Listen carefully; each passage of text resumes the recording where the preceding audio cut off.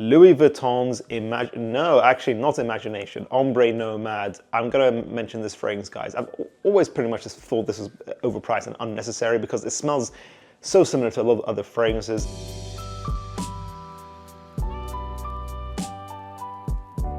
If you guys don't know, we have our own fragrance brand called Atrium, where we are trying to introduce and explore new creative ideas in men's perfumery. You can get a well-rounded collection in one purchase through acquiring our discovery set of our Curiosity collection, which is now available. Use the link in the description down below. Niche fragrances really took off as a concept around 20 years ago when the industry was trying to approach perfumery in a more creative way, in a more exclusive way. Of course, since the fragrance online community started blossoming really 10 years ago, a lot of niche fragrances just aren't as worth the money as much as they used to be. They've become a little bit redundant, there's better competition out there, and we all know niche fragrances can be expensive. Hence why today I have 10 different fragrances that are niche that I think are no longer worth buying in 2025. This is a controversial video, these kind of topics usually. So we'll see how it goes, guys. Let me know if you agree or disagree. Let's begin. First of all is Creed Aventus. I'm the #1 hater, guys. You know me. No, I'm not the #1 hater of this fragrance. I feel like Imagination has taken that throw nowadays. But Aventus, to me, yes, I'm a bit of a hater because I think there's a billion different clones now. It's always got these batch issues. It's been bought out several times by lots of different companies. So you always wonder nowadays, are you getting your money's worth? Are you getting the quality? Is there consistency there with the quality in the batches? So to me, it just doesn't feel like it's worth it anymore. Aventus was great back in the 2010 to like 2017, 2018 era, but it just feels like it's getting too many issues.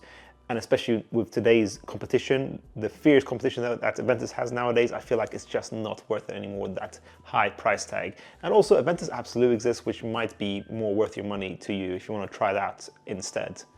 Apart from the Marleys Pegasus. Now, I've kind of hated this fragrance since the very beginning anyways, but I know this is quite a popular scent. To me, this is a bit of a headache of a fragrance. It's metallic, milky, almond, vanilla is how I would describe this scent. And it is that vanilla that's just way too highly proportioned, overpowering. It's quite a loud, long-lasting scent, but honestly, I would say go for Althaïr instead of Pegasus nowadays. Althaïr smells more modern, and Pegasus also now has Pegasus Exclusif, which I think is better. Definitely more mature, but I just think it's better. It takes the original being a 7 out of 10 to the Exclusif being a 10 out of 10. There we go, guys. I was actually kind to Althaïr today, guys. I'm a bit of a hater of that fragrance usually also, so don't worry, guys. I'm not gonna hate on that scent today. 37.9% of people who watch School of Scent are subscribed to us. If you guys really want to see our channel grow, go ahead and click subscribe. Let's get that number to 40%. Thank you. Next up is Parfum de Marleys Alter. Now, I've been a hater for this scent from the very beginning. I gave it a 6 out of 10 in our first video of it, but I bumped it up to a 7 out of 10 in recent times.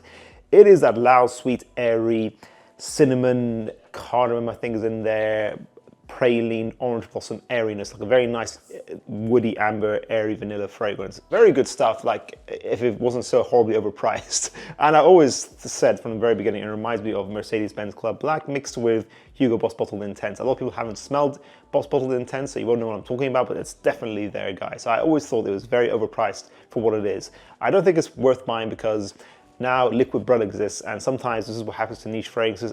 A clone that comes out that's so good really just makes it redundant to get the original. It smells 95% plus similar. It's a 10 out of 10 when you put it in the context of its price range. So it's a 7 out of 10 in the original price range, 10 out of 10 now with liquid Brun. I don't think you need the original. Tom Ford's Tuscan Leather. Actually, a lot of the private blend range could have been in the firing line for this video. I do feel like they're a perfect example of fragrances that were more pioneering and great in their time, but I feel like the competition has been raised. There's a lot more fierce competition. They're not as good as they used to be in the context of everything else, in my opinion, on the market. And also they keep increasing their prices, which I just think makes them even more overpriced. Tuscan Leather has always been a tricky fragrance from the very beginning. Smoky, raspberry, leather, dry and woody, quite mature and masculine, I would say also. If you want an easier leather fragrance, Ombre leather already exists, which was a fragrance that used to be in the private blend range.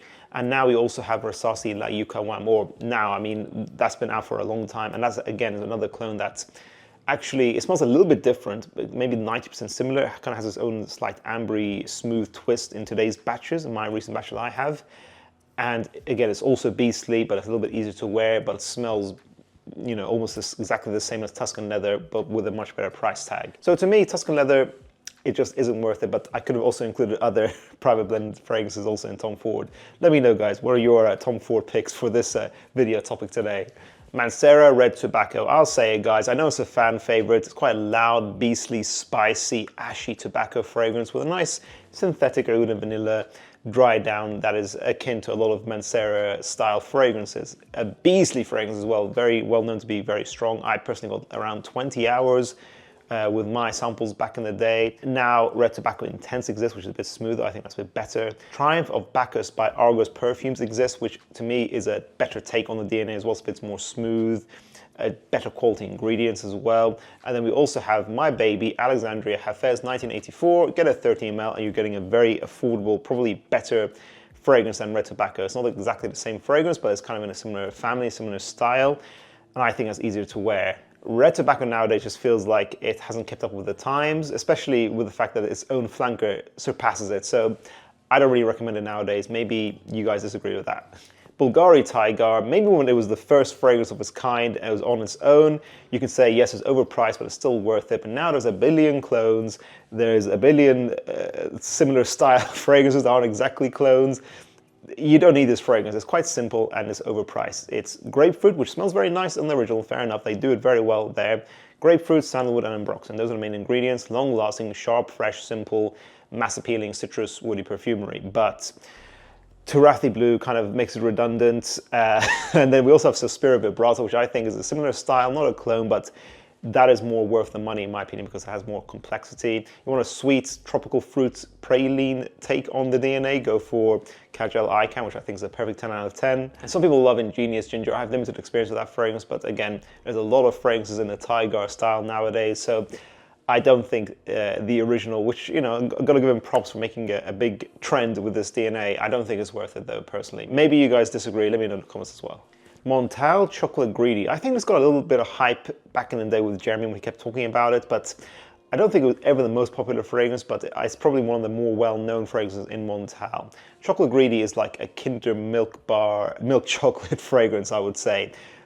Quite photorealistic, but very synthetic, quite tricky to wear, unisex leaning, a bit feminine, I would say. Quite a strong fragrance. I never really enjoyed it and I wouldn't really recommend it, especially nowadays, because I feel like there are better gourmands, especially from the sister brand of Mansera with Amore Cafe. It's not a chocolate fragrance, but if you want chocolate, go for Kilian's Black Phantom or go for Armaf's Odyssey Dubai Chocolate. That fragrance has chocolate notes in there also. I just feel like there are better gourmands out there. Gourmand perfumery I used to hate more back in the day, but I feel like gourmand style in general is getting better in the industry. Louis Vuitton's not Imagination, Ombre Nomade. I'm gonna mention this fragrance, guys. I've always pretty much just thought this is overpriced and unnecessary because it smells so similar to a lot of other fragrances. If you love the brand of LV and you want to feel cool wearing their fragrance, fair enough. I can understand why you want to wear that scent, but in terms of the juice itself, it reminds me of very typical leathery incense-based rose and oud fragrances that probably don't contain a huge amount of real oud anyways. It reminds me of fragrances like Oud Maracuja, which in fairness did come out afterwards, I think, but Oud Maracuja to me is more interesting. It has a bit more of a twist on the rose and oud DNA. It's more worth your money. And Resala Arabian Oud is more worth your money because it's a very similar scent to Ombre Nomade, a bit more chocolatey though. And it's around, I think, half of the price. It depends when you get the fragrance because Arabian Oud do discounts as well fairly frequently. So I will say get Resala instead. I don't think Ombre Nomade is worth your money. YSL's Tuxedo. Again, I've been kind of a #1 hater since the very beginning of the scent. It's a nice, spicy, ambery, patchouli, rose DNA. It's the romantic, handsome man, quite safe as well, I would say, but it's not necessarily to my style. I kind of feel like it would be in a similar function or similar competition with something like Dior's Ombre Nuit, which I prefer a little bit more. Although, of course, I'm not saying they're clones at all, but it's kind of like in that similar vibe or feeling. But to me, YSL Tuxedo always had a great clone in Roche's Moustache Eau de Parfum. Not as good as the original, but to me, it basically felt like it was much more worth the money, but it's a bit more of a simplified version of Tuxedo.